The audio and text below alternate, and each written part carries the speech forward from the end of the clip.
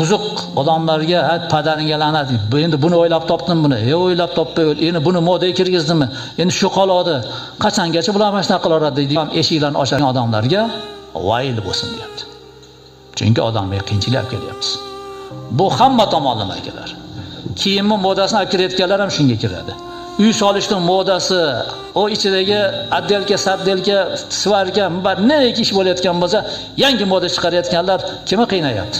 Elektrik bitta moda topsa, svarchi bitta moda topsa, addelchi bitta moda topsa, eshik-romchi bitta moda topsa, pardachi yana bitta moda topsa, gilamchi bitta moda olib kelsa, nima bo'lamiz akalar? Aytinglarchi. Modasi qursin kasofatlar. Sizga kirgan odam to'shagingizni qarab, rangi qanaqa ekan, gilamingiz qanaqa ekan, pardangiz qanaqa ekan, romingiz qanaqa ekan deydimi? Bekardan bekar kerak emas narsaga pul sarf qilayotgan odamlarning umrlari behuda o'tdimi, o'tmadimi? Nima qilasan bunga beriladi? Go'ringni obod qilmaysanmi? Go'ringga qo'yishi chiroyli eshik romingni. Go'ringga to'sha o'sha gilamlaringni. Qil savob amalingni go'ringga. O'qilish nima kerak ekan? Elga yaxshilik qilishing kerak, savob bo'lsin deb.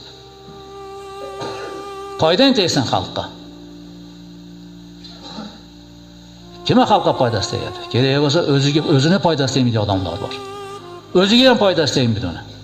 Shunaqa loqatsizligidan, hech narsaga yaramasligidan o'ziga ham foyda chiqara olmaydigan odamlar bor. Eskini umringiz keladi.